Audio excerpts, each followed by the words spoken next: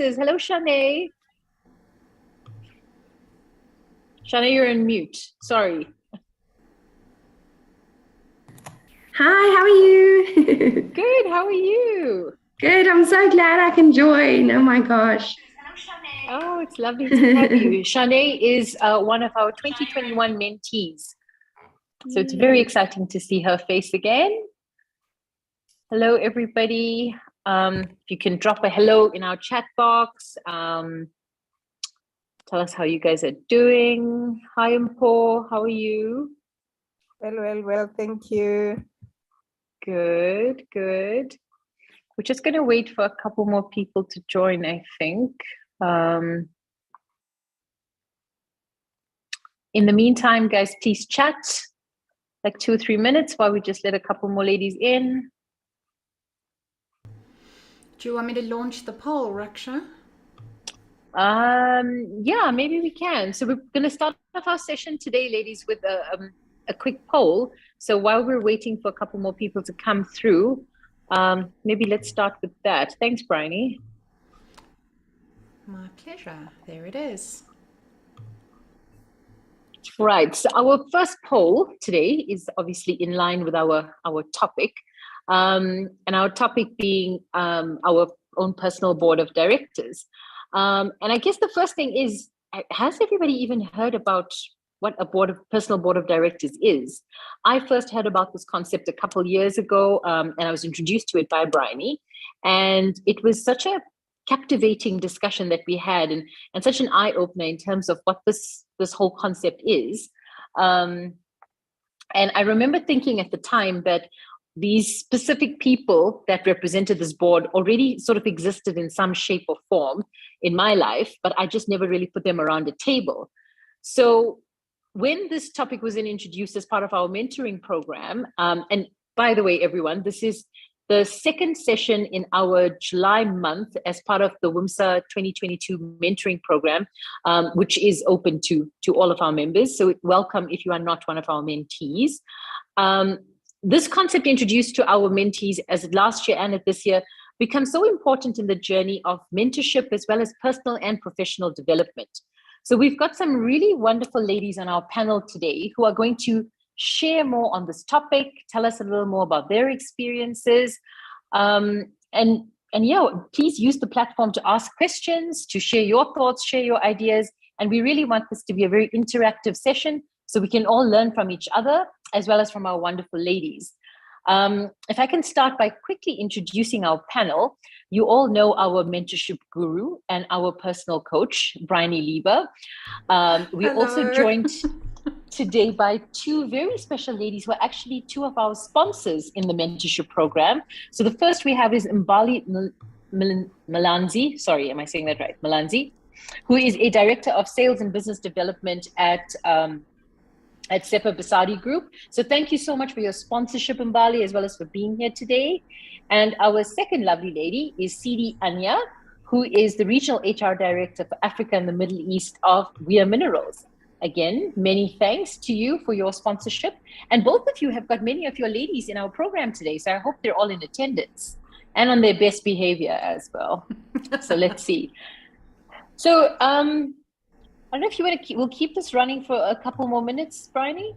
And maybe while we have the poll open, we can start with a bit of an introduction. And Mbali, maybe you can give us a brief snapshot into who you are and tell us a little bit as well about Sepa Basadi. Thanks, Raksha. So I'm one of the directors of Sepa Basadi. Founded Sepa Basadi with my business partner Tabile Nkomo. I studied chemical engineering at the University of Witwatersrand, and went to work at BHP Billiton at the time, which later became South 32. So I started there as a professional in training and worked my way to the projects office where I became a project manager. And that's where I met Tabile and we started working together. And that's when we formed our passion and love for project management. And I guess since then, I've never looked back. I got my PMP from Project Management Institute. I got my master's in project management. So yeah, and I think, when we formed Tshepa Basadi, we formed it as a niche project management consulting firm that would address our clients' needs in terms of meeting their capital portfolio demands. A lot of our clients are clients that, have your varying degrees of project management maturity. And we are there to offer a service and help them to deliver their projects. So yeah, we've got a staff of about 60 professionals in the industry, all stationed from Cape Town to Johannesburg, and mostly in the Northern Cape. We have a strategic partnership with Hatch, where most of our Johannesburg staff is. So I won't go into the detail of who's who and what they do. But yeah, we're working on a very big project for Kumba Iron Ore. And yeah, so we've been growing from strength to strength for the past 5 years. Love what I do. Love making an impact in young people's lives. I get to help a little bit with an unemployment crisis in our country by hiring people. And I think that's part of what is very rewarding about what we do. It's not without its challenges, but I think that's what keeps it interesting. And I mean, just being part of this program and having our ladies as part of this program is just a testament to what growing businesses, or what others refer to as SMMEs, can really contribute towards this country and the economy. So I'm a mother as well, and a wife, and I love to travel. That's just some of the interesting bits and pieces of my life. And yeah, I'm looking forward to the discussion. Thank you very much, Raksha. Oh, thanks so much, Mbali. So we'll definitely come back with lots of questions, because obviously when you and Tabile started that, I'm sure board of directors may or may not have been a part of the initial discussion. So we'll definitely touch on that with you. Siri, if you could maybe just give us a brief background of yourself and tell us a little bit about WIA and your role at WIA. Raksha, thank you so much, and Brioni, for the invitation. And I'm glad I'm seeing, some of our ladies on the call, and I'm glad to meet everyone else on the call.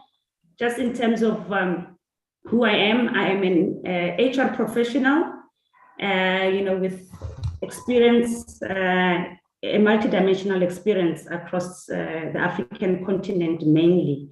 And what I believe in is that HR is my true calling, and I'm really passionate about women development, ethical HR delivery, a future of work, and inspirational leadership, diversity and inclusion, and most importantly, fair employee relations. I think those are some of the passions that I find in HR. I started my career at the CCMA, where at some point I was the youngest CCMA commissioner. I was only 26 when I was appointed the CCMA commissioner.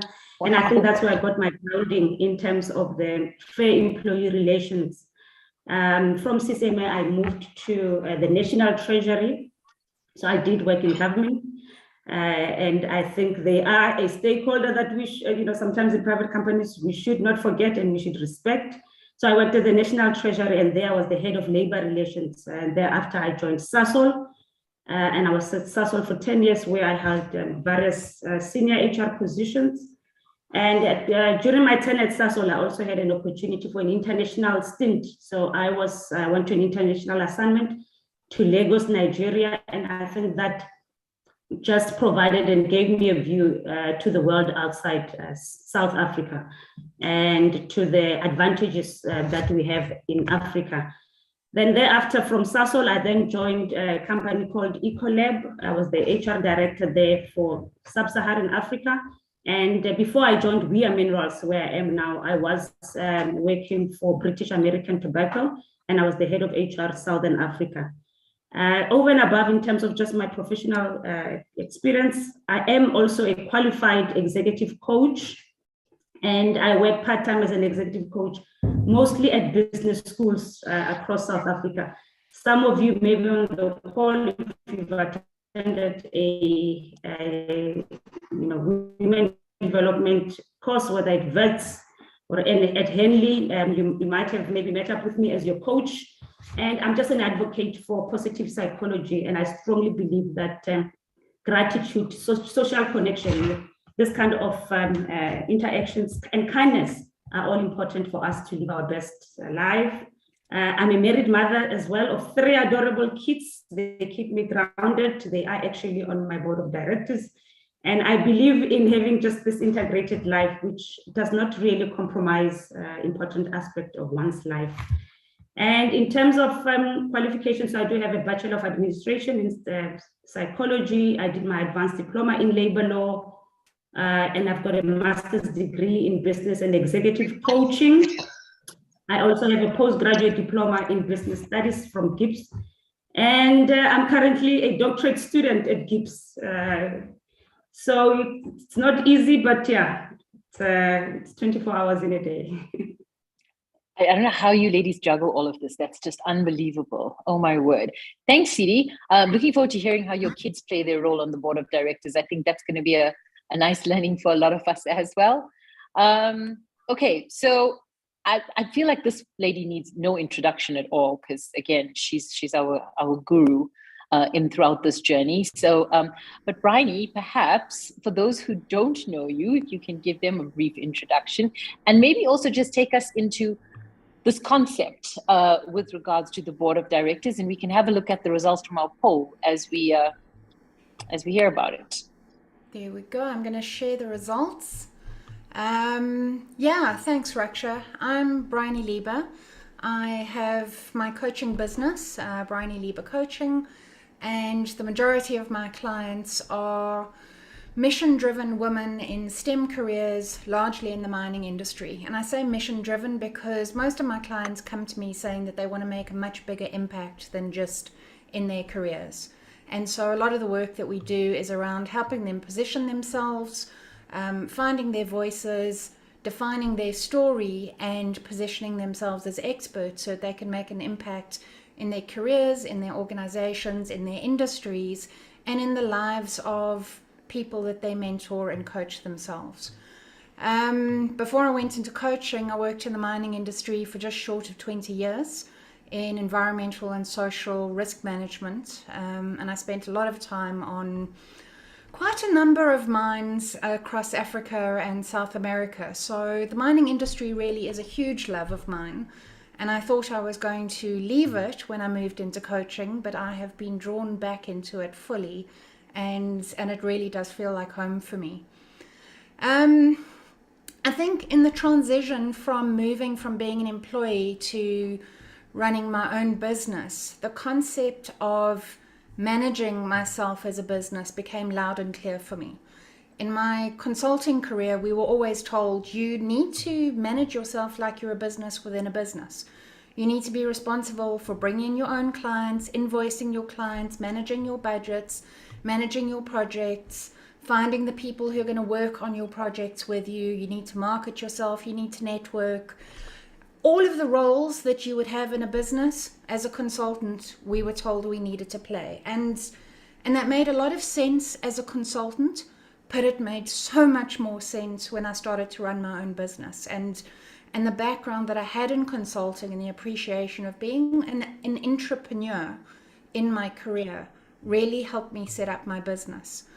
And as part of that, my coaching approach has really been to coach people around managing their careers as a business, positioning themselves as a CEO of the business, and identifying who their personal board of directors are so that they have people who intentionally influence, encourage, support, inspire, challenge, question, and mentor and coach them.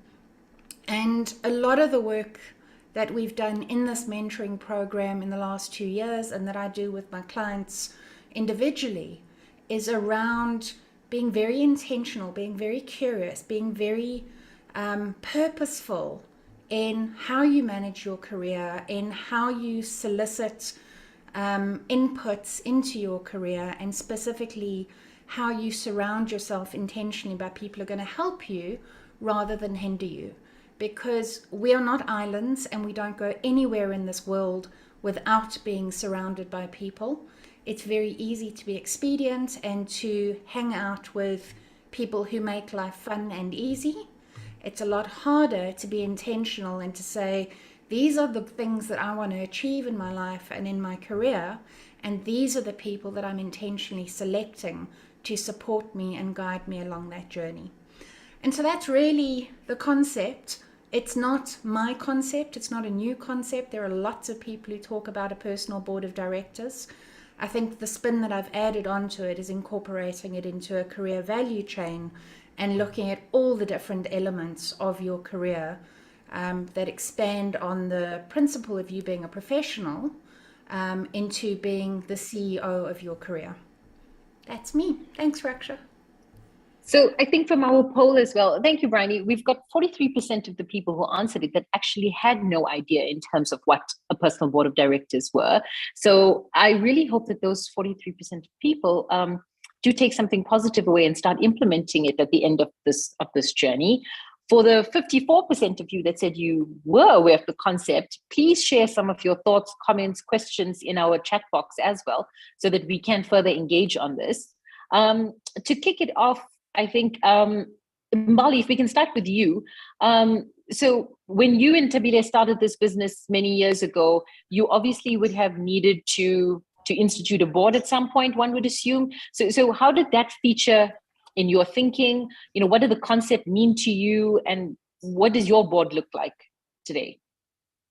Yeah, so I think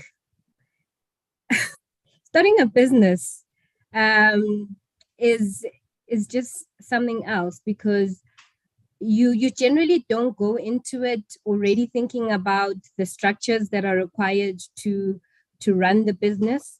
I think I remember we actually had a coaching session with, the 3 directors at the time. And I think that was pretty much our board, the people who had formed the organization. And we had a coach, and that coach was pretty much part of the board in terms of helping us to set up the strategic objectives of our business and checking in every now and again in terms of, are we still on the right path? However, I think with most, business people and entrepreneurs who are starting out, you have to kind of be intentional about researching what a board is and, whether you need one or not. But I think personally, for my career journey, I have, kind of been thinking about what it is that what role a board plays, and whether I need one, and who are the people that are in my board, and I think they somehow help me in my business journey as well. But for the business per se, we do not have a structured board.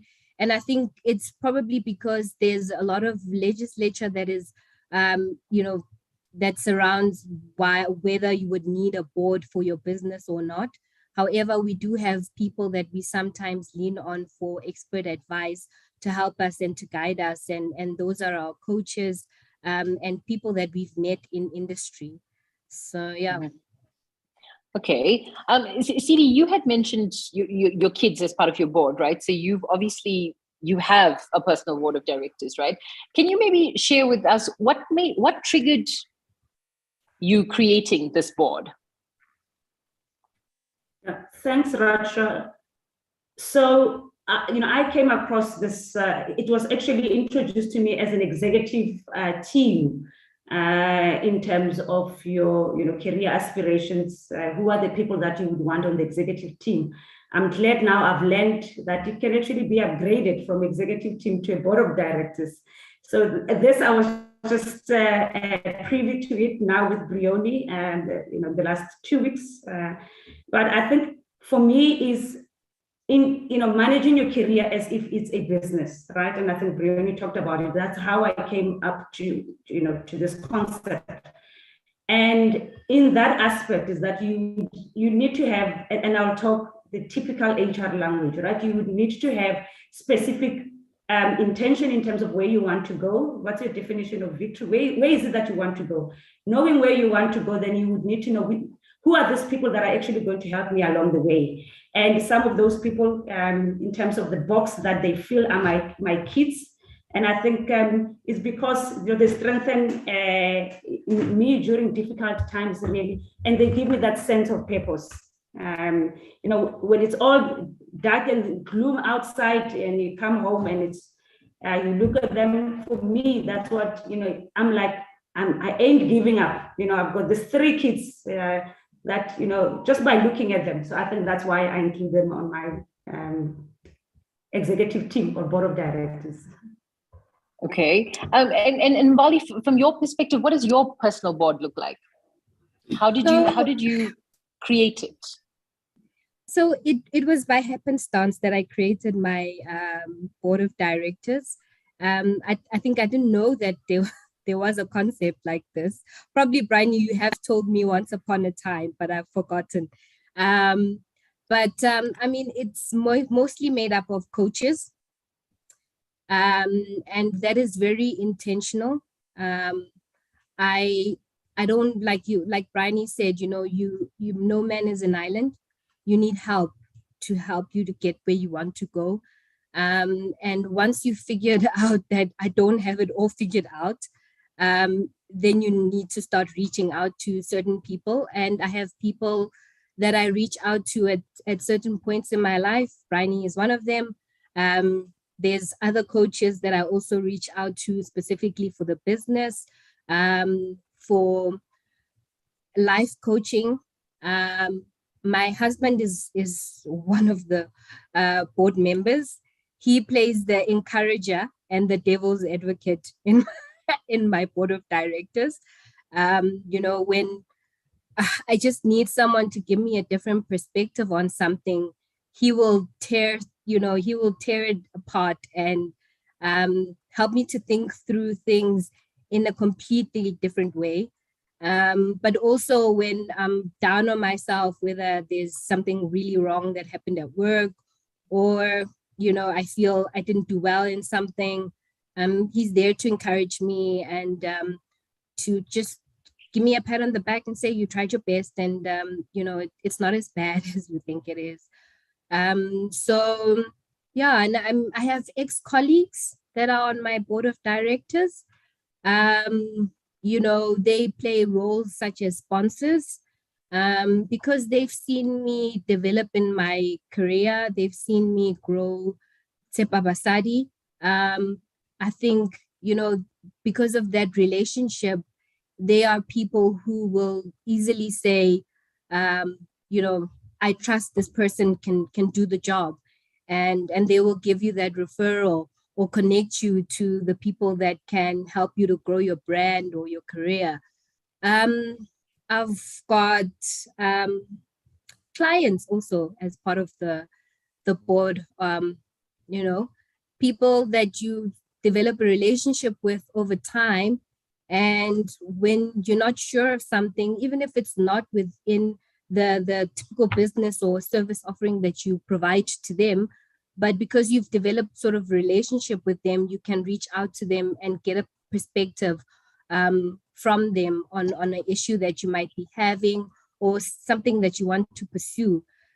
So I've even got employees as part of the board of directors. And I think we'll probably delve into that a bit later, but they also play their role in the board.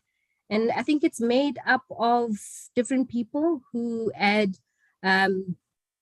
different flavors to my life, and who all play a very important role at each and every juncture of my career and of my life. Yes, I've also noticed that at different stages of the journey, or the career journey specifically, the board evolves and the board changes, and people almost tag team in and out, or they wear different hats depending on what it is that we need. And it's important as well to have that balance of encouragement and constructive criticism and challenge and what the fuck are you doing? Sorry, kind of story. It's important because it keeps us real and it keeps us grounded. And so Bryony, through a process like that, how does one go about like trying to establish this in terms of like, do you screen people, or is there a screening method or process that we should undertake, in terms of looking for the type of people that should constitute this board? So I've shared a link to the blog that I wrote about the 10 seats that you should fill on your board of directors. And a couple things that I say in there are, firstly, you want to have a board of directors that is as diverse as possible, because it's very easy for us to get very kind of blinkered in our approach and very caught up in thinking that we know what we know because we actually don't know what we don't know. And so the more diverse our board is, the more perspectives we get on different things, the more we can see things in different ways and get a much richer view of our lives, of our careers, and of how we could make decisions. So before we talk about any seats, I think it's important to think about, are you surrounding yourself with people who are like you, who are different to you, who are younger than you, who are older than you, who come from different cultures to you, different countries to you, different ways of thinking about the world, different industries to you, different professions. Every every aspect of diversity that you can think of, look for ways to incorporate diverse people into your board of directors. The amount of things that I've learned over the last couple years from people who are very different to me has been phenomenal. It's opened up my eyes to things that I thought I appreciated, but I had no idea how ignorant I was. The second kind of dimension of this is around starting to think of who are the types of people that you need to surround yourself with. So it's very easy to surround ourselves with people who encourage us and say the things that they think we want, or the things that they think we want to hear. Our friends and our family and our loved ones, those are all those people. They say things that they want to keep us comfortable. They want us to keep us happy. But actually the people that we need on our board of directors by and large are the people who challenge us, who ask us really difficult questions, who help us brainstorm and see different things, who can coach us, can ask us questions. They don't give us the answers, but they ask us questions that really get us to think about things in a very different way. People who kind of act like our Google, who have access to information that we just don't have access to or don't have time to access, and very easily share that information with us. My favorite board member, because I have quite a few of them, and I don't know why I keep collecting these as board members, is the anti-mentor. And I suspect I'm an anti-mentor on other people's boards as well.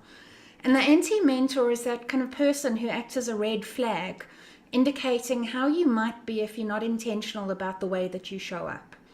They are the person who might be technically brilliant at what they do, but people avoid working with because they're so unpleasant to be around. And I know that I went through a phase when I was in kind of very close to burnout, where I got quite shouty with people. And it's not a proud time of my life, and I'm pretty sure that as a result I ended up on some people's boards as their anti-mentor, the kind of the image of who they don't want to be. And I've got quite a few anti-mentors who remind me of how I could be if I'm not intentional in the way that I show up. A lot of my board members are people that don't know that they're board members. A lot of them are people that I've never met. So I think the other thing to think about is these don't have to be people who are in your direct environment. These can be people who you see on the stage, in social media, in movies, in books, in any kind of part of your life, who share a message that inspires you to be better, to play bigger, to take more risks, to get out of your comfort zone. And one of those, for instance, for me would be somebody like Brené Brown, who talks about shame and vulnerability the whole time. And every time I'm having a moment of going, I need to step into the shadows, I kind of go, well, what would she do? And so she's one of my directors. She doesn't know me, I don't know her, but I know everything about her through her books. Yeah, I could go on, but I'm going to stop there because I'll take over. That's fine. And I think what is important as well about what you said in that is your board of directors is not there to give you all of the answers. It's there to direct your thinking, to challenge the thinking, to try and help you get to that point on your own through the discussions and the conversations and the support as well that they offer.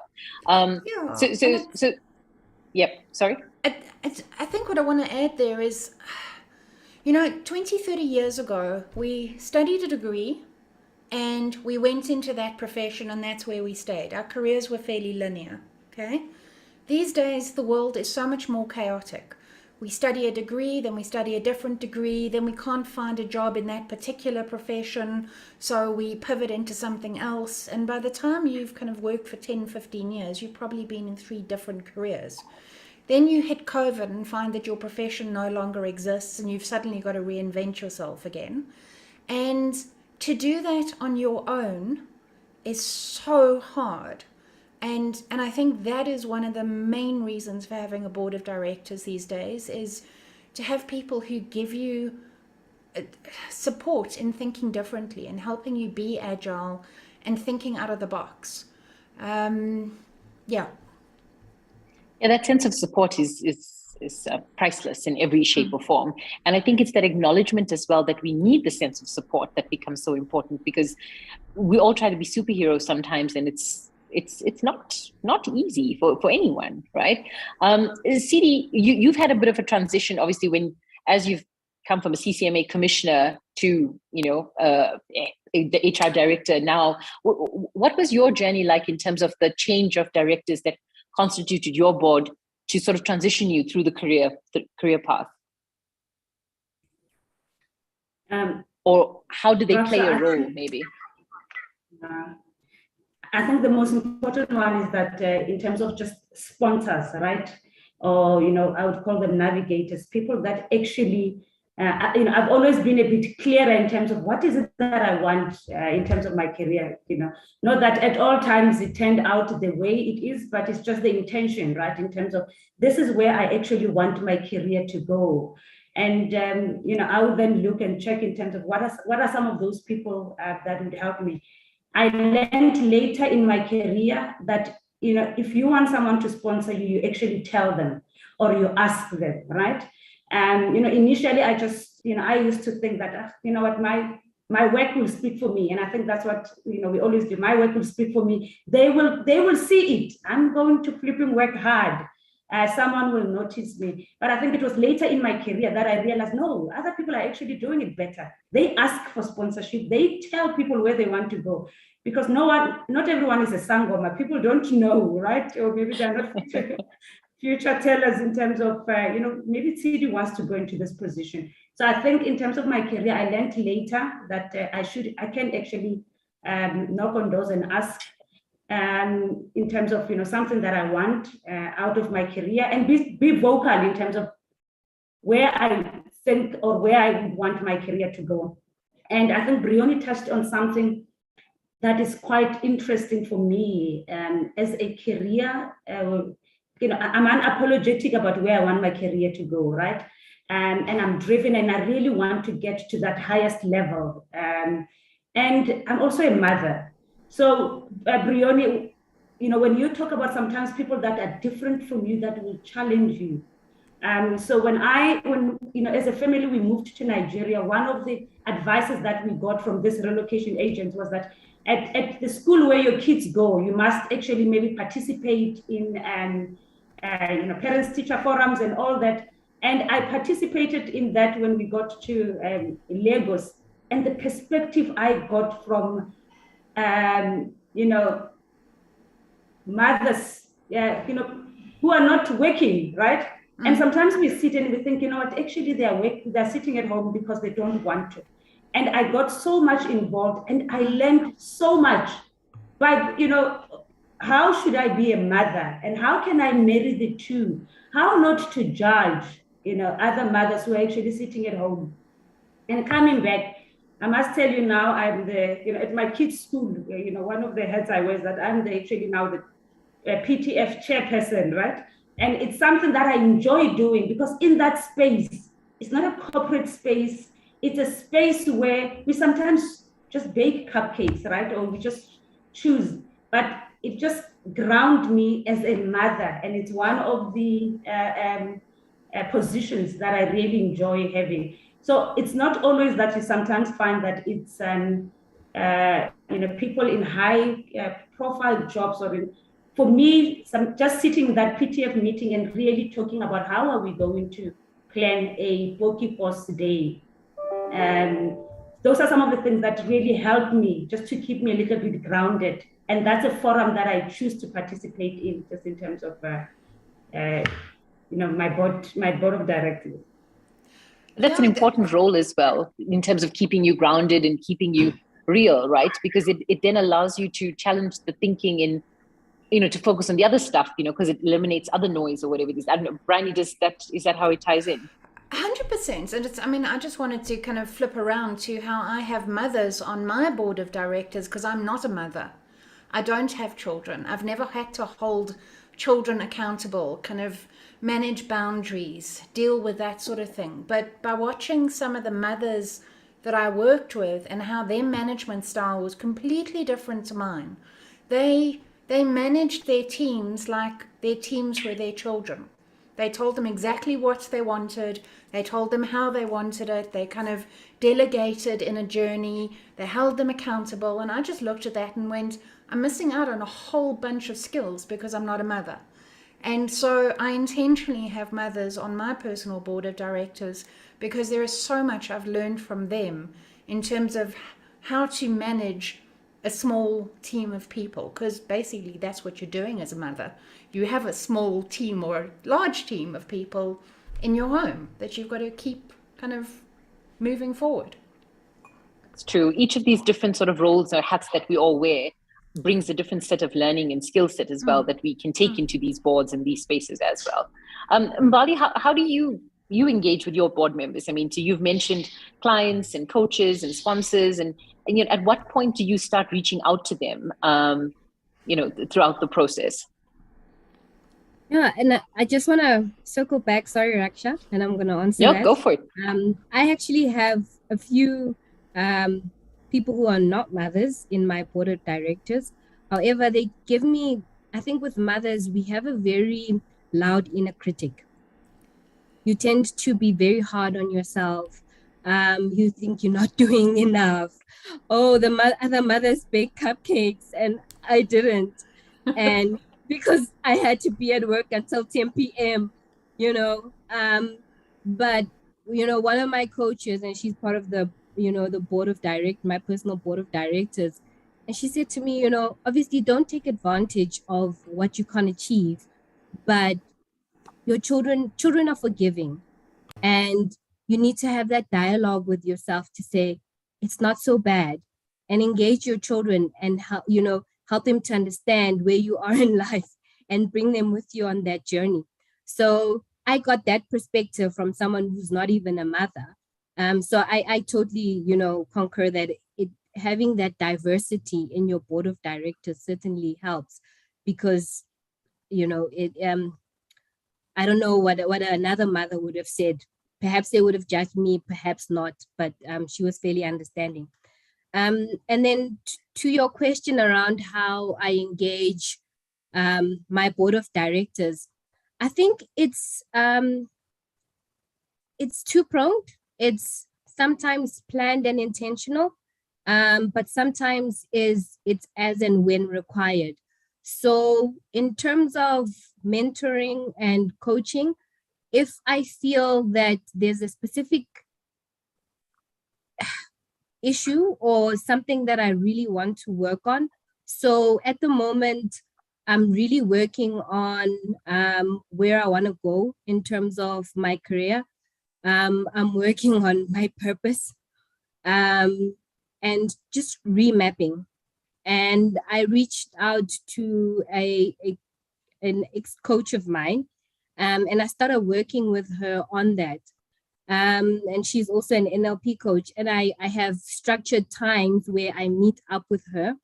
And at certain times when I feel that, you know, I need to work on the business in terms of where the business is going, there's a coach for that. If I have, and I need to set up a structured time to meet up with that coach, whether it be on a weekly basis or a monthly basis. And there's also mentors that have been there, done that. I'm stealing from your book, from your article, right? You know, they've been there, done that. And every now and again, you just need to touch base. Am I seeing things correctly? This is what's happening in my space. Am I at a point where my business needs a board or not? Those are some of the questions that you sit down with someone who's done it before, and you go through some of that thinking process, and how do I build my business, etc. So, but you need to call up those people, and you need to make time for them, and be cognizant of the fact that they have a diary as well. But sometimes it's haphazard, and it's you have an emergency, and you need to reach out to someone, and you need help, and it can't wait. And there's people for that. And sometimes the mentors and coaches, if they're available, they can help you with that. But, you know, my husband, for instance, if I'm at home, I reach out to him, you know, or during the day, if I need a devil's advocate or an encourager. If I have a work issue or a crisis, I can reach out to any one of my employees who I feel would be able to assist me with that issue. So it varies, but I think if you're being intentional about building your career, you definitely have to identify those people that are going to help you to get there, and stop making time in your own diary to see those people, whether it be your mentor or your coach and your sponsors. Even like Sidi had mentioned, that as you're working on your career and you're starting to reach certain milestones, you need to go to your sponsors and say, hey, I got my PMP, can you sponsor me for a role that I've been eyeing? You know, you need to start being intentional about reaching out to those people as and when you reach your milestones. So even with the board of directors, we need to have a very clear plan and purpose in terms of what it is that we're looking to achieve, the roles that they play, and then being so intentional about the journey that we walk with them when we sit around that table, right? And if I can ask as well, so was there ever a time that any of you had an experience or went through a situation where you wish you had a board to have assisted you, probably before you discovered these concepts, that maybe you can share with us to give us perspective? Because we've got quite a lot of people in the room who have never had the pleasure of having a board around them. So I don't know if anyone has something that they could share with us. Yeah, I certainly can. About 6 years ago, I went through burnout in my career, and I went from being really, really competent in what I was doing to literally climbing into my car every day and bursting into tears and not wanting to go to work. And I was becoming really disengaged, and I just didn't want to get involved in anything. And then I'd go home and kind of disengage from family life and friends and so on. And I really was not kind of in the best version of myself. And I struggled to talk about that with anybody. And I didn't know how to talk about it because it felt so uncomfortable to me. And it made me so vulnerable. And that's when I first kind of came across Brené Brown's work on vulnerability. And she was kind of the first board member for me, because I was able to take a huge amount of wisdom from her book. But I wish I'd intentionally had a board of directors before that who I could have talked to about what I was going through. Somebody who'd been through burnout before, somebody who'd been in the type of position that I was in, somebody who knew what it was like to be a people pleaser, to not have boundaries, to really struggle to say no.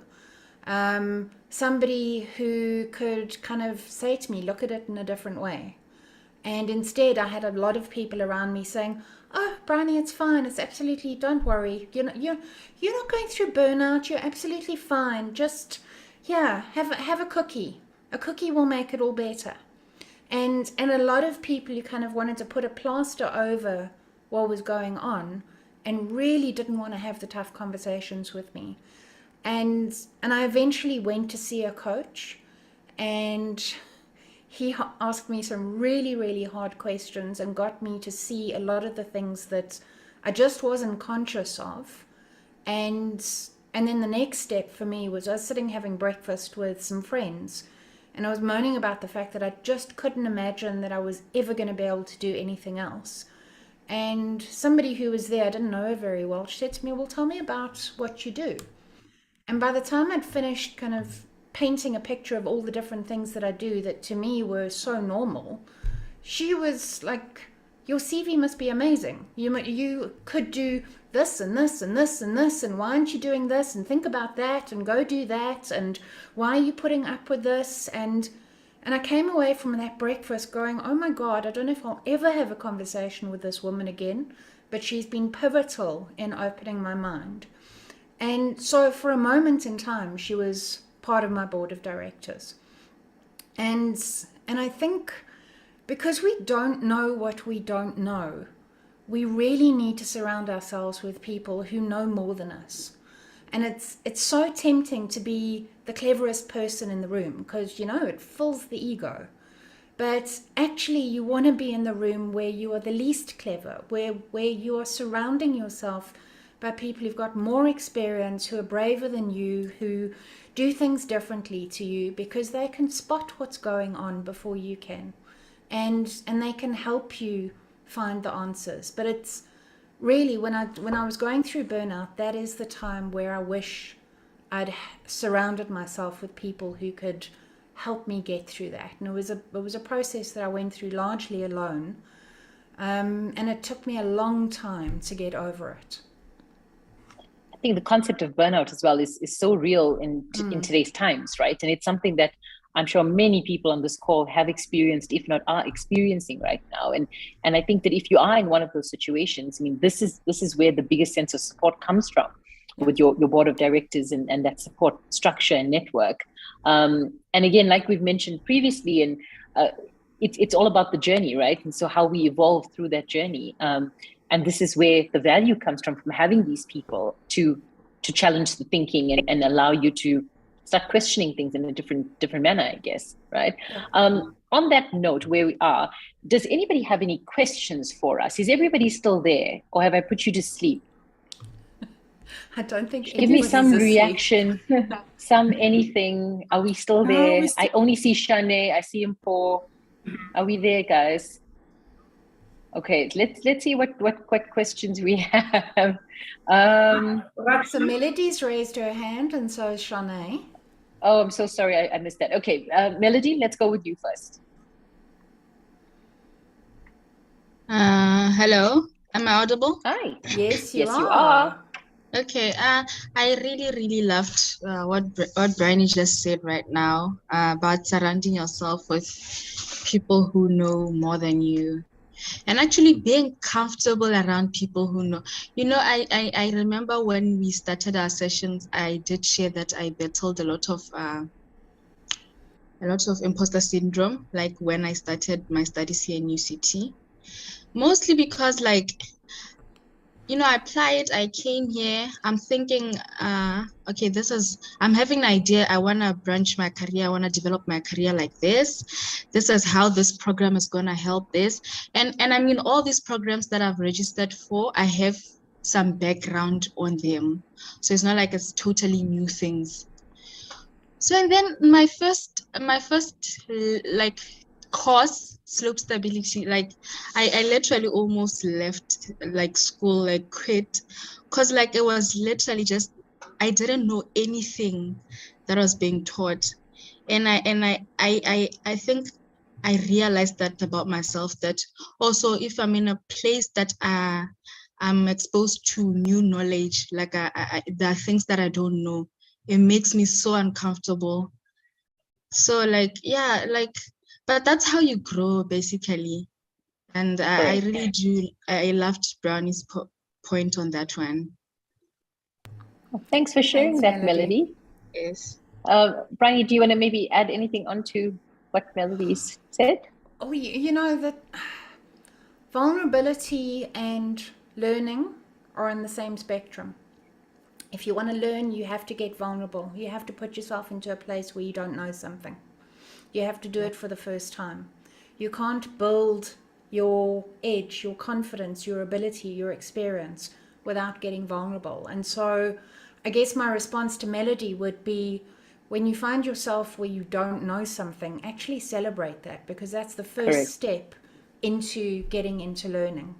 And then look for the people that are going to help you kind of answer the questions that you have. I think a lot of us think we're supposed to know the answers to things, and so we don't ask the questions.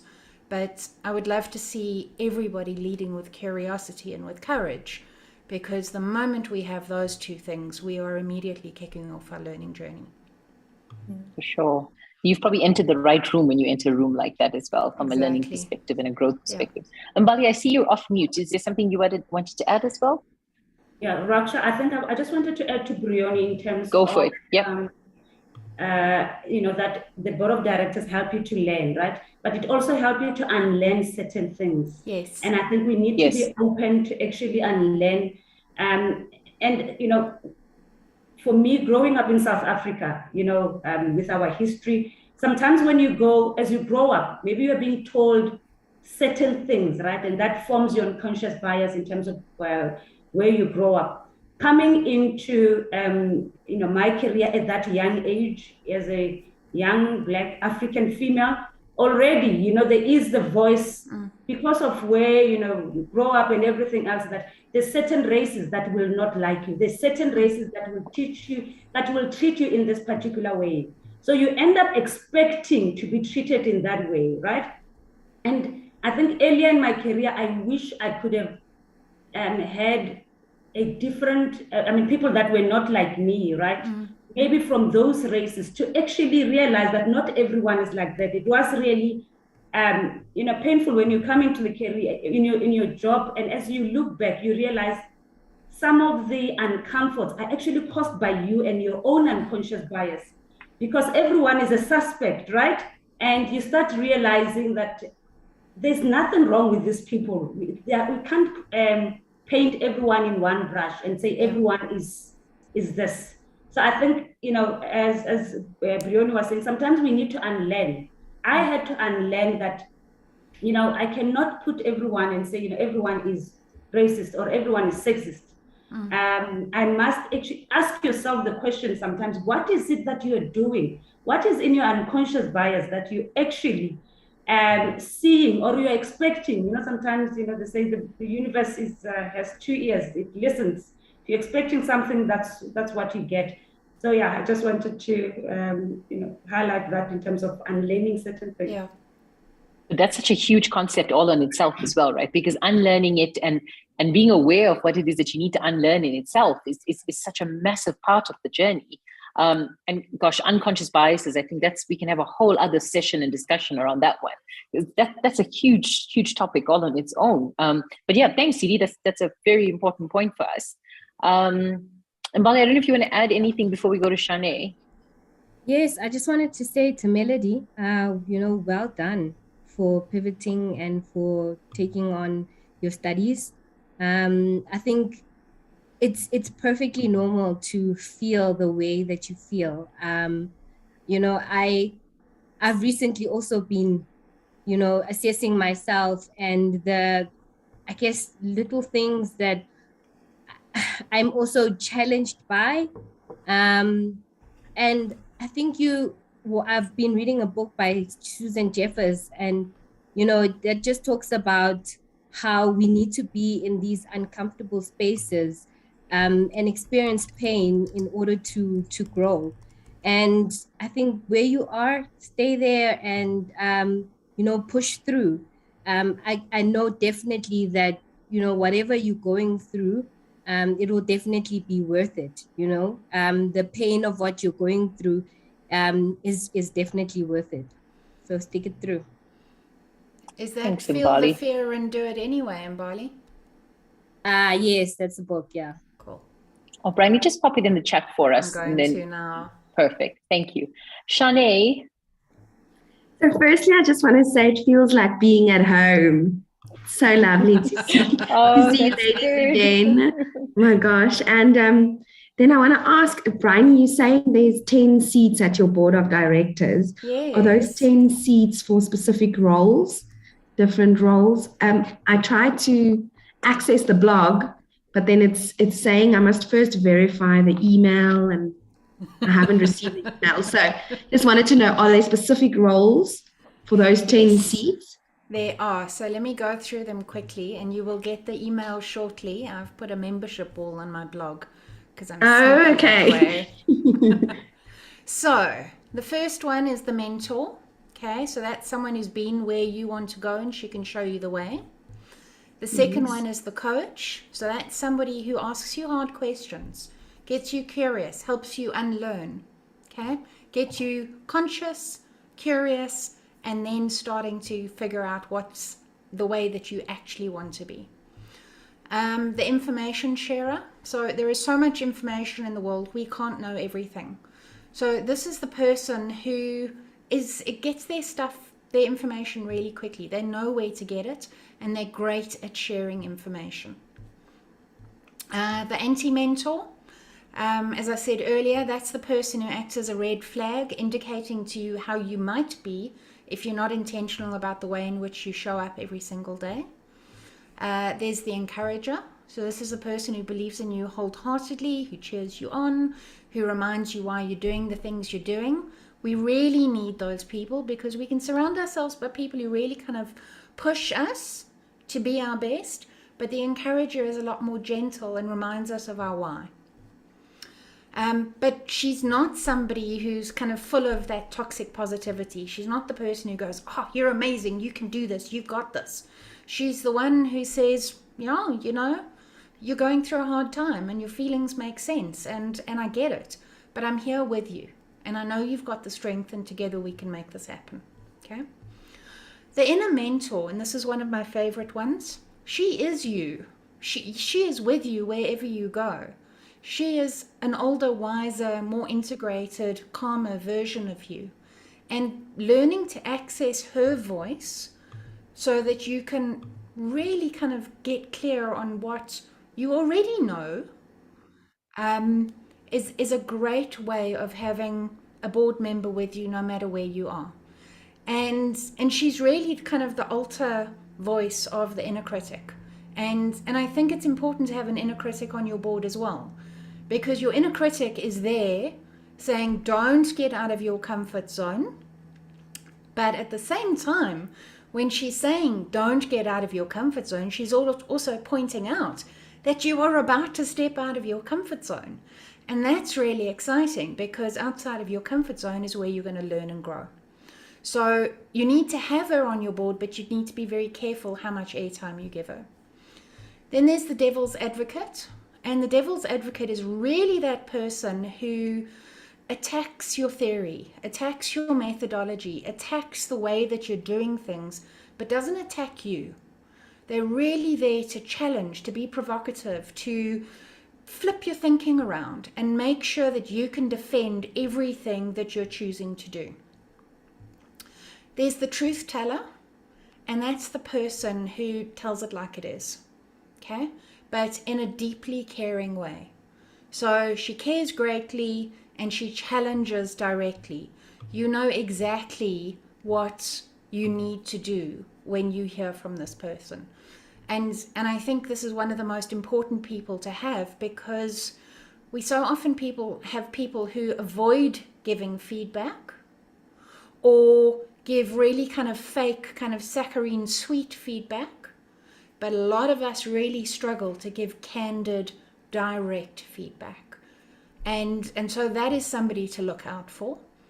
There's the sponsor, and this is the person who introduces you, helps you find the opportunities that you need, catapults you into the next opportunity. They generally look for people who are high performers, so you really have to kind of be reciprocal in how they invest their time and energy in you, and they often come from your organization.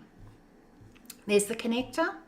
So that's the person who's great at networking, who knows huge numbers of people, and always when you're talking to them, they go, oh, I know who you should talk to about that. I know where you can get that information. I know somebody who can introduce you to somebody else. I know about a job that you should apply for. They connect you with people, with opportunities, with all sorts of things. And I think that is the 10. Those are the 10 seats on your board. Thank you so much, Bryony. My pleasure. Thanks for sharing that, Bryony. I think that's useful for everyone as well. So thanks for the question, Shanae.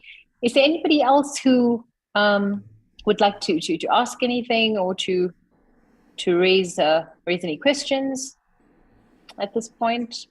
Raksha, I see there's a there is a question from Karabu that says, I like the description. Okay, I think that's maybe just a comment. I like the description of the people on the board. Great. Awesome. Indamalena's got her hand up. Yeah, sorry. Yeah, there we go. Good evening, ladies. It's nice to be here again. I have a question for Bryony. I hear you mentioning all the people in your board, and then you also mentioned the anti-mentor and also the. I was busy writing it down here. The devil's advocate. What is the difference between those two people? What are their roles actually? How do they differ? So the anti-mentor and the devil's advocate. Yes. The anti-mentor is the person who reminds you of how you might show up if you're not intentional in the way that you show up. Okay, so in my life, one of my anti-mentors is somebody who is really technically competent but gets very shouty and can be really hard to work with, and despite the fact that his work is impeccable, people avoid him. And he's my anti-mentor because he reminds me that when I get frustrated and I'm tired and I don't have a lot of energy left in me, I can get shouty and I can get ratty and I can get very impatient. Okay, so every time I start to feel like I'm getting there, I go, oh, I remember so-and-so. I don't like that part of that person. I don't want to be like that. The devil's advocate is the person who asks you really, really tough questions and really interrogates your decision-making, your thinking, your methodology, your approach, all the things that you're kind of putting out there for somebody to scrutinize. Okay, so they're not somebody that you don't want to be. They're the person who interrogates your methodology and makes sure that you are 100% prepared to defend anything that you do. Is that clear, Ndmalena? Yes, it's all clear. Thank you. Cool. Perfect. I see Karabo did have a follow-up question. She says, as an introvert, how do we reach out to those people to formulate the board, especially if you've got a small network? Siri, I don't know if you maybe want to touch on that for us? Yeah, thanks, Raksha. I mean, I was just looking at the question, and for me on my connector, it's actually not a person, but LinkedIn, right? For me, I use it as a connector in terms of, and I think for Karabo, saying as an introvert, I use LinkedIn and I make sure that I connect to certain people, and I use it a lot in terms of, okay, this is where I want to go. Who am I going to look up for? So sometimes it's not necessarily a knock on someone's door and actually asking them or reaching out to them. And I think another thing is that people can actually be on your board of directors without them knowing.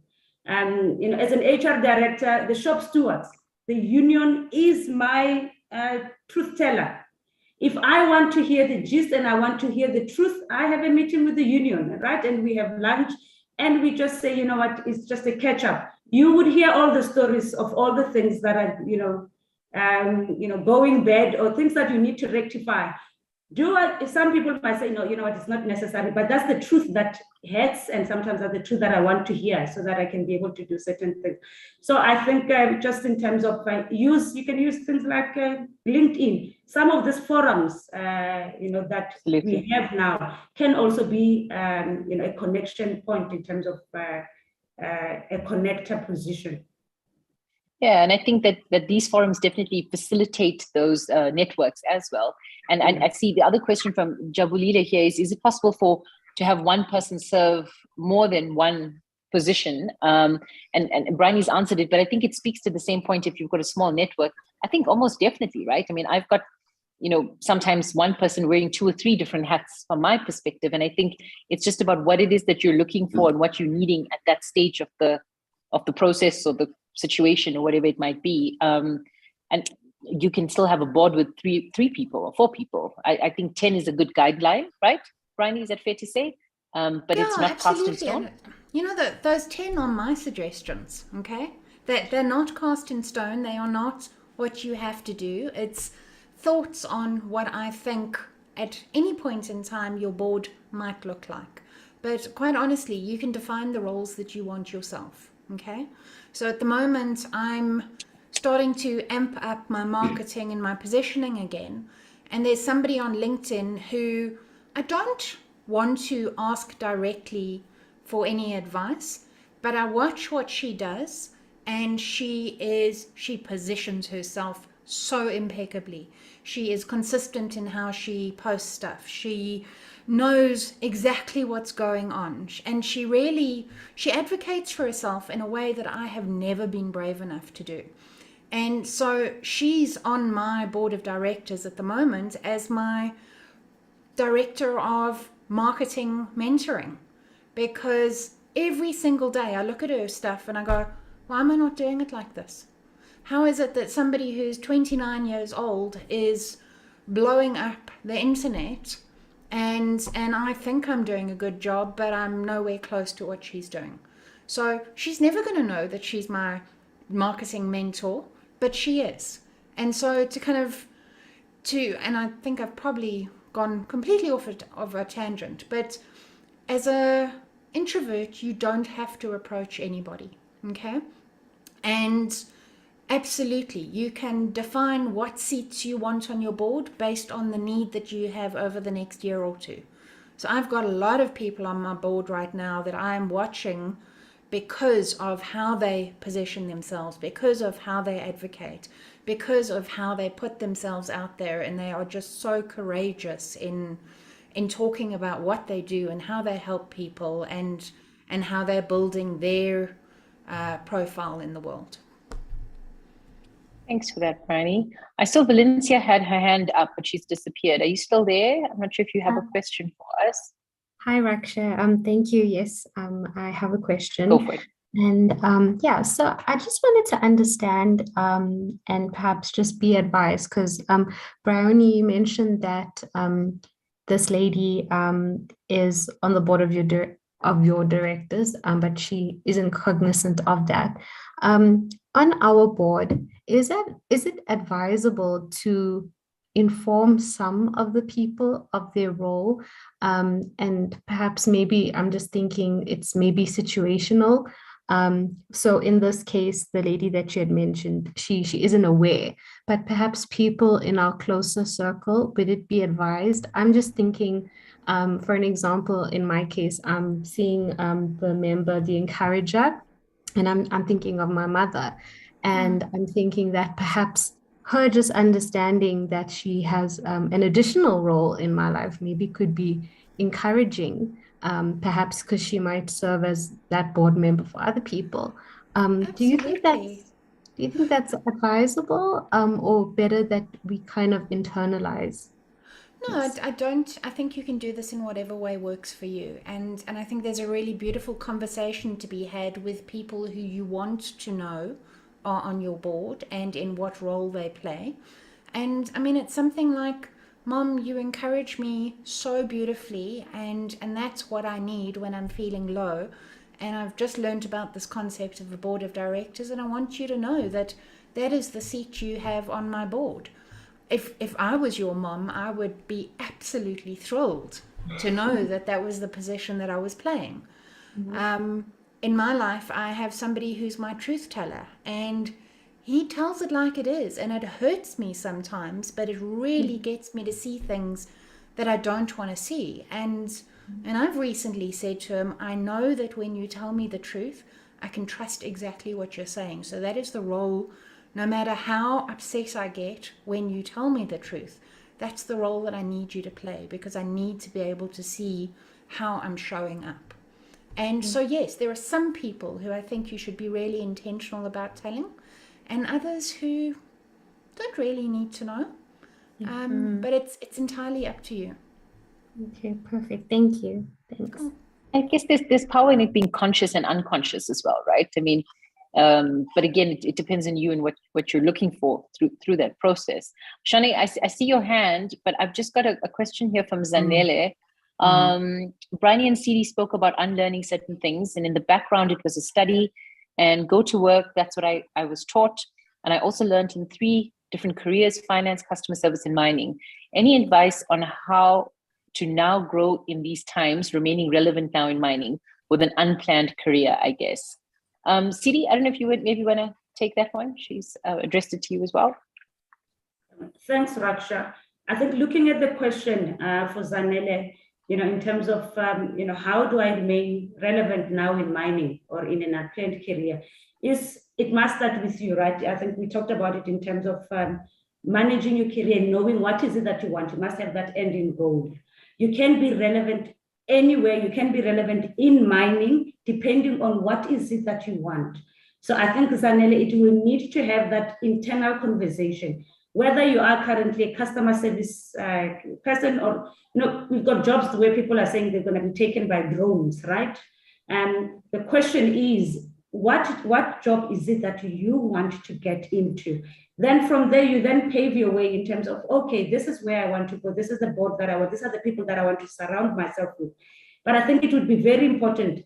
You can be relevant at any point in your career. The question is, where is it that you want to go? Be it in HR, finance, whether you're in production, wherever you are. The question is, where do you want to go? And then you chant that clear path in terms of where you want to go. Because sometimes if you just, I want to be relevant in the global world, I want to be relevant in South Africa, you might be missing a niche there in terms of actually narrowing it. This question might be, boiling the ocean, but you might just want to narrow it down, bring it to the kitchen, into the kettle, and say, I want to boil only 2 cups of coffee.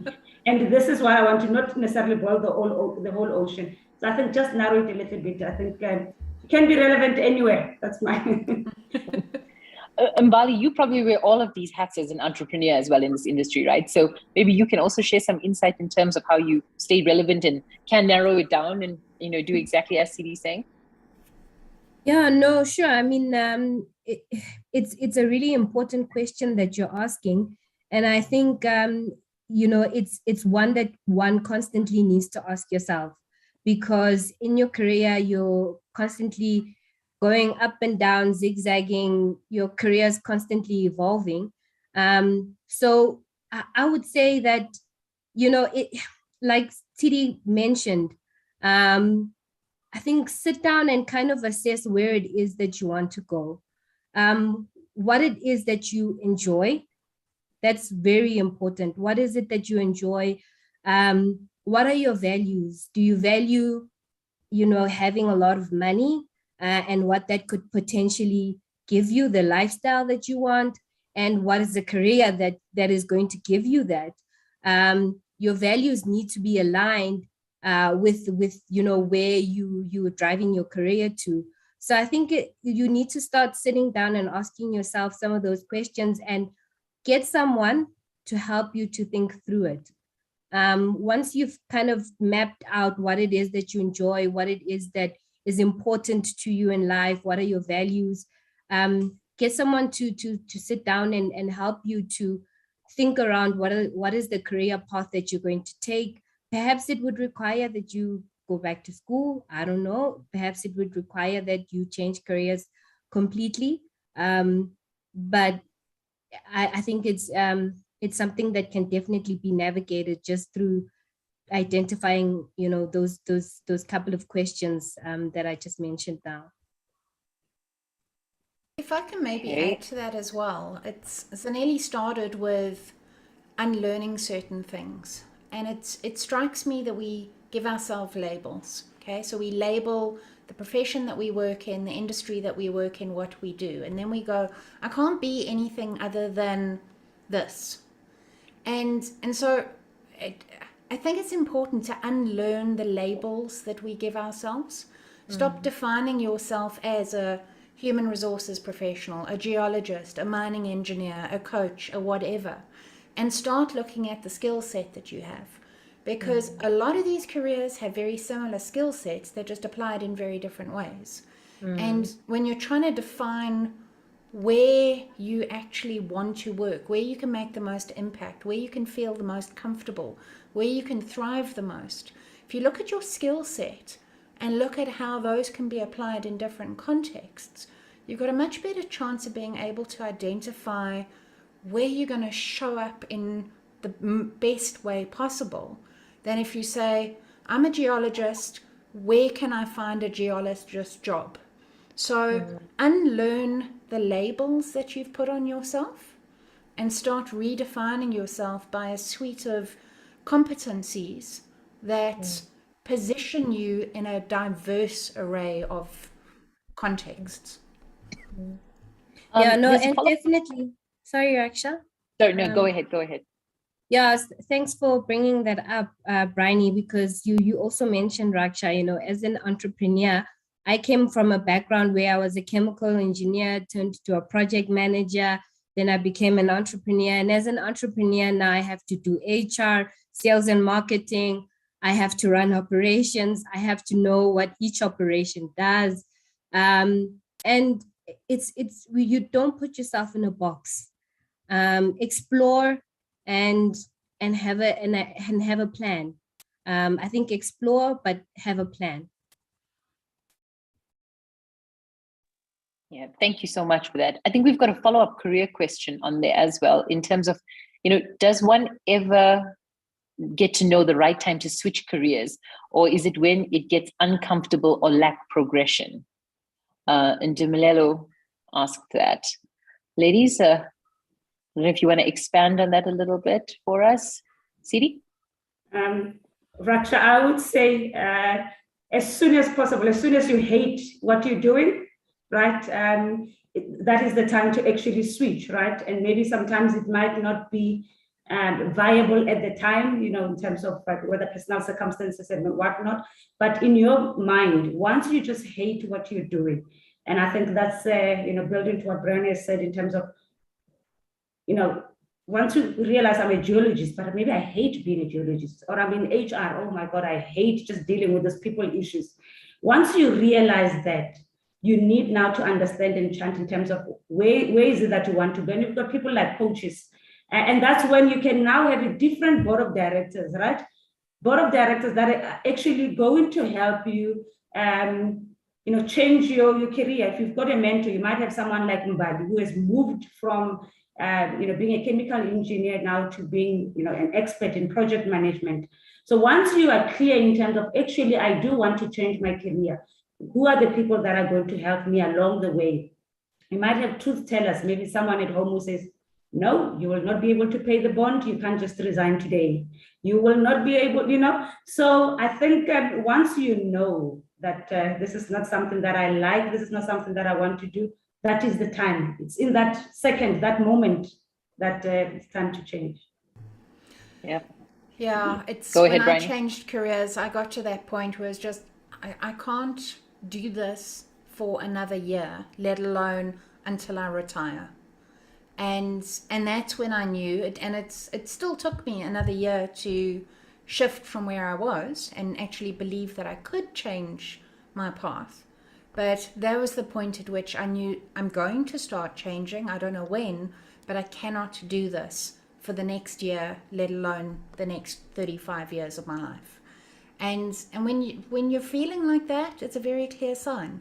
My advice would be, don't wait until you burn out. Go when it's still good. Go when your reputation is still intact. Go when you've still got a strong network. My biggest mistake in changing careers was that I changed once I'd burnt out. I'd burnt a lot of bridges, and I had spent a lot of time building a network outside of South Africa, but not in South Africa. And it was a very hard transition for me, and it's taken a long time and a huge amount of effort to rebuild. But I have a blog on transitioning careers, so I will share that if anybody wants it. I'm sure that's going to be very helpful. Sorry, Raksha, Brioni mentioned. Yeah, go, Siri. Leave when it's still rosy, right? In HR language, I say leave before they fire you, before they give you a dismissal letter for poor performance, because sometimes it shows, right? In terms of if you really hate something, there will be a time where someone will say, no, now let's get into that performance improvement plan discussion. So before it gets there, and sometimes it's a privilege to actually work for corporate companies where you can actually change your career. And I think it was, who said, moved from being in finance, customer service. Sometimes you can actually use the same employer, move from customer service and go to finance. And those are some of the benefits that you find in terms of working for corporate, that you are able to change. So you can use your employer, to change. Definitely. I see we're at almost 7:25, so we can probably start wrapping up. Shanae, you've got your hand up. Is there any other questions, ladies, while Shanae shares her question with us? I actually just wanted to comment on exactly what Bryony and Tidi said. I think for me, what I've seen, especially as not a geologist, I'm going to redefine what I am, right? With my skill set, but to say that you must position yourself in such a way that when an opportunity arises, whether it be a switch of a career, that you are ready for that. I think that's the best way to do it, to go on a good foot and also not be like in the position of being frustrated. Because once you wait for a position, you start getting frustrated. So I'd rather say focus on your development, focus on where you want to be. Even if it's just picking up a skill within your company, doesn't have to necessarily be extra courses. Just get involved in projects or something like that can set you up for when the opportunity arises for you to switch a career, then you're ready. Thanks for that, Shanae. Mbali? I just wanted to mention that I think even though you're in the job and you hate it, dig deep within yourself to still do well. Because if you're going to try and move, especially within your organization, no one's going to want to move you around and propel your career forward if you're performing badly. So I think, I think just really search deep within yourself and try to get someone to mentor you and to guide you to maintain your reputation. Because there's plenty of opportunities, especially if you're in a corporate. So I think that's just what I wanted to add, Raksha. Well, thanks. That's very good advice as well. Thank you for that. Ladies, we're going to start wrapping up. So, Mbali, maybe we can start with you. If you have any closing statements, any words of wisdom for our mentees as well. Yeah, I think wrapping up, I'd just like to mention that when I was going through burnout, Bryony was there for me because she had been through it. And I think that's why it's so important to have your board of directors, because they've been there and they will help you to get through it. They'll have the tough conversations with you. They'll be your mirror and help you to see the stuff that you don't want to confront, but help you to overcome it. And I'm glad to say I've actually overcome it. I just wanted to also mention that it's so important to be authentic with your board of directors. Yes, you have to have people that are going to challenge you, but I think more than anything, it needs to be people that you're very comfortable with. Because in the past, I've asked people to mentor me that I just could not relate to. And you end up avoiding having conversations with those people. So I think if you're going to choose a mentor or choose a coach, let it be someone that you can have a really honest and really enjoyable discussion with, and come out of it feeling like I've grown, I can conquer the world, and not, oh my gosh, like I'm not cutting it, I'm not enough. And I think, just lastly, we're, women, just generally, I think we can just be so hard on ourselves. We need to be kinder to ourselves, and learn to suppress that inner critic. I think that's one of the board members, Bryony. I don't know if you mentioned that one. And just have those inner dialogues. Have a conversation with yourself to say, it's not that bad. I'm doing enough. I am enough. And learning to overcome fear. I feel that most of the times, the things that hold us back from achieving all these things that we have set out to achieve is that fear of not wanting to connect to Bryony, because Bryony's so up there. What am I going to say to her? Or Tidi is the HR exec in our company. I can't approach her. I love this book. Feel the fear and do it anyway. I feel like we should all get it, and just start pushing ourselves out of our comfort zones and start having conversations with the people that we're afraid to have conversations with, because those are our sponsors, those are our connectors, those are our potential mentors. So yeah, thanks, Raksha. Oh, thanks, Mbali. That's really wonderful advice. I think, Sidi, before we jump to you, I see there's a comment here which I think we might actually need to explore a little bit if we've still got a couple minutes. Catherine, I don't know if you want to come on and maybe chat to us on this. She says, I don't even know how to go forward getting one because I've been failing to relate and some force you to go into their direction. Catherine, do you want to maybe share a little bit with us? I'm sure our ladies would love to give you some advice and guidance. Are you there? Yes, I'm here. Evening, everyone. I would love this opportunity. Love to be thankful for this opportunity to be a part of this. So in my experience, I think so far I've had about 2 mentors. Can you all hear me properly?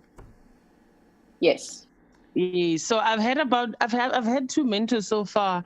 So the first one, I was clear with which route I wanted to take. So we had a discussion in the beginning to say, okay, I'm in metallurgy, so I wanted to go through the production route, and then she was advising me to go through the NI route because she believes it worked out for her. So now it was the case that in her case, she was advising me to go through that, saying that it's much easier and it's better. And then on my side, honestly, I'm a production person. So we were arguing a bit here and there about that. We ended up parting ways. And then I had another one.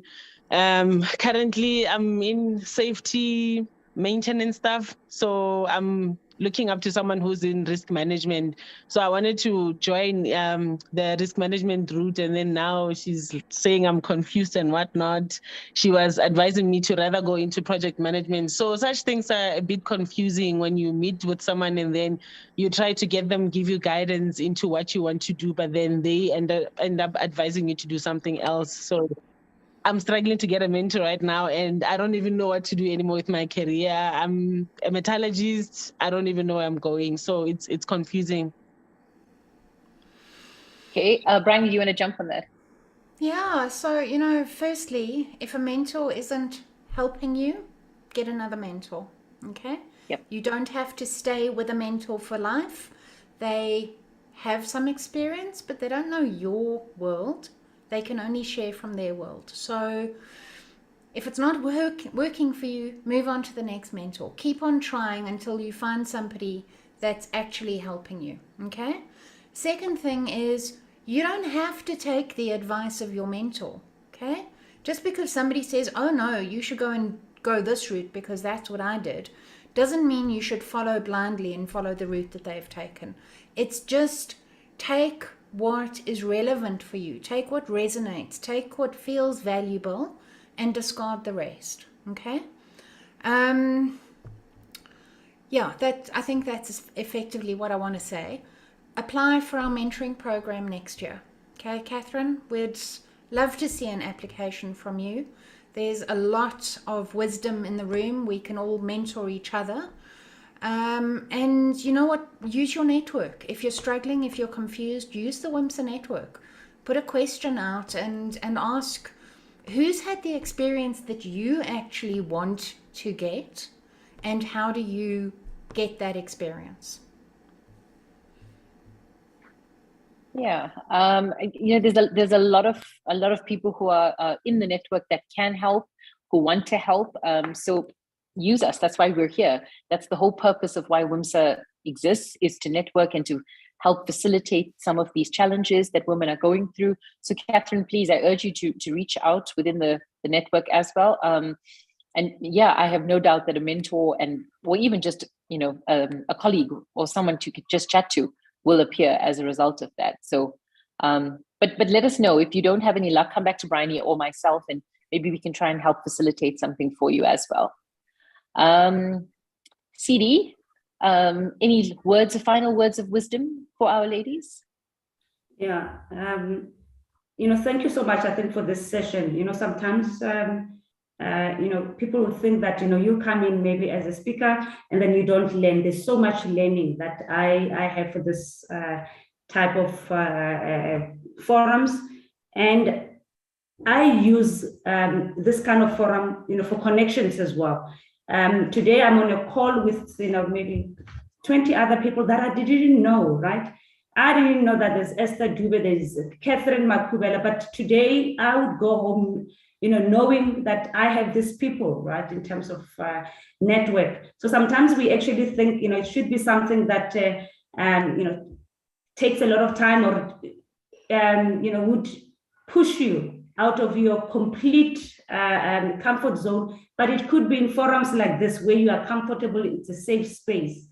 I must tell you, at this stage, I am, dealing with a personal situation where, as a PhD student, every single day, every single minute, I'm like, I am actually going to leave this, right? This year, I did my data collection last year, submitted, really worked hard.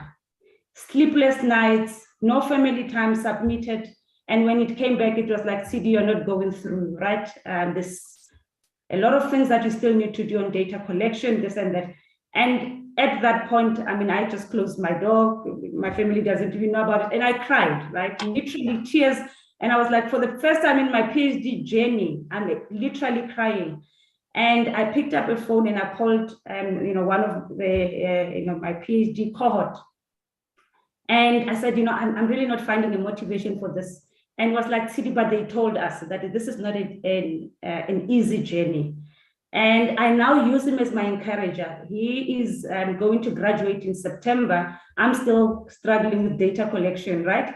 But he's one person who actually encourages me, keeps me on my toes. And sometimes when he calls, I don't want to pick up because I've said I'll do something on Saturday, then I didn't do it, right? So sometimes you have people on your board of directors that you might not want to answer their call, but that's the most important call because the person is going to challenge me and say, Sidi, you said you're going to do this, send it to me. You said we will meet. So there are those people on your board of directors that it's an uncomfortable call, but it's a necessary call. At this stage, he's one person who's encouraging me because he knows and understands my purpose. And I think one thing as well, in terms of our career, we need to be it is important to be clear what you want. It touched my heart when Catherine said, now I don't know. I think when she closed, she said, now I don't know what to do with my career, right? And I don't know this, Bryony, if I'll be touching on some, and I was tempted to actually direct message her and say, Catherine, here's my email address, please call me. I want to be that coach to actually ask you the relevant questions, right? Do it. All right, thank you. So Catherine, I'll do that for you. But sometimes you just want that person to actually ask you those questions in terms of what is it that you want. We should not be in this kind of forums and not use some of the opportunities that we actually have. And I think I always say, a closed mouth is a closed destiny.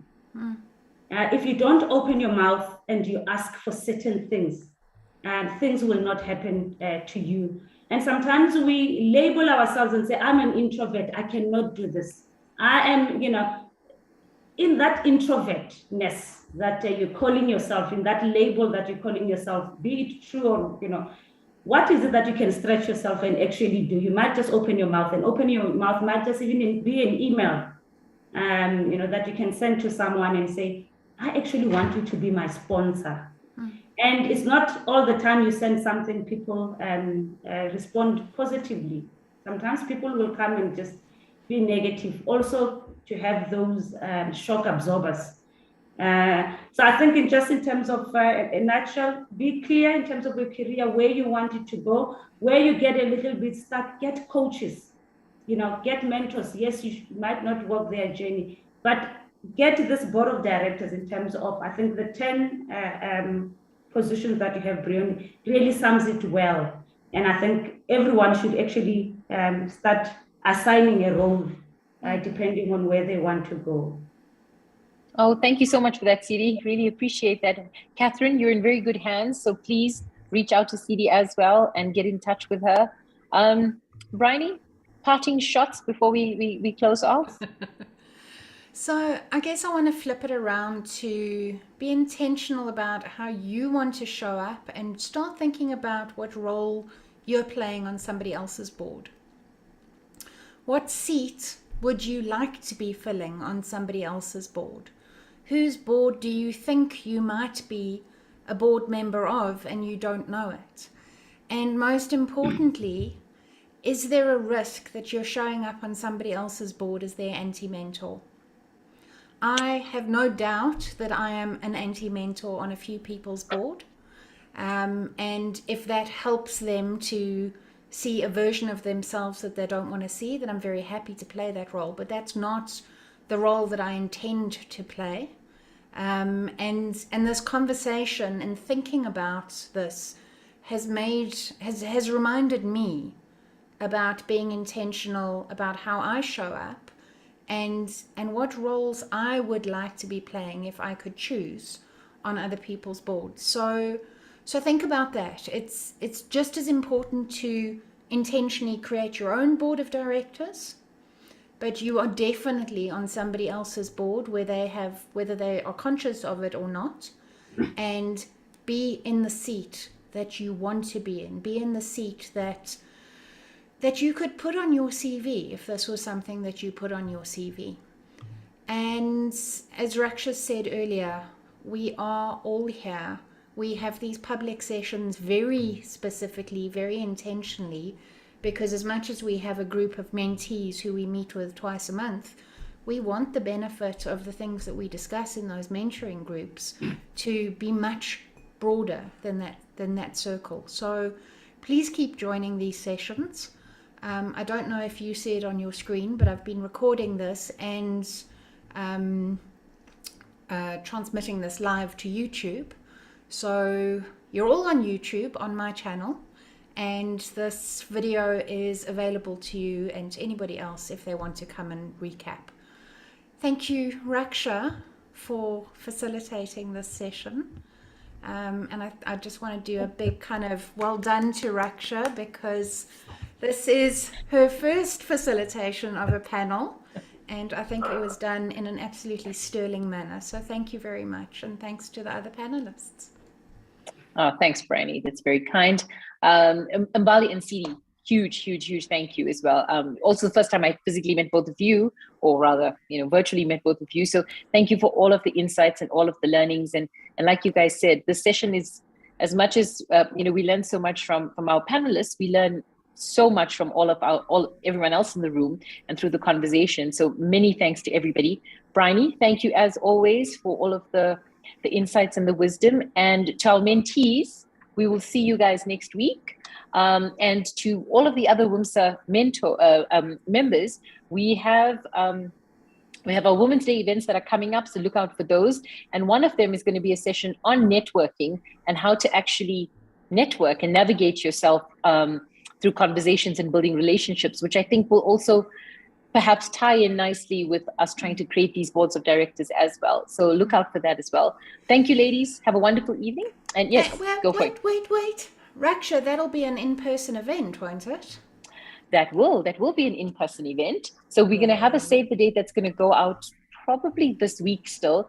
So please look out for it and reserve your seats as soon as you see it, because seating is limited. So yeah, it's going to be a bit of a first come first serve situation, but definitely be part of it. We'll probably stream it as well. So if you do miss it in person, catch it online. But there's going to be speed networking, ladies. So I would join in person if I can. Definitely. What is the date for that session? 11th of August. The 11th of August. And one more thing, can I get a screenshot for social media? You can. Which Cameras means everybody on, ladies. needs to come on video. Okay, I've got two screens. I'd love to come on video, but I'm load shedding. Oh no! All right, we'll join a caricature for you. That is perfect. No, she's got it. She's made a plan. Fabulous. I love it. All right, I am going to take the first picture now. So if you're not on screen, get on screen quickly. Okay, I need to do another one because I've got two different screens. When are we doing a fun one, Bryony? Oh, okay. You tell us what the fun one is.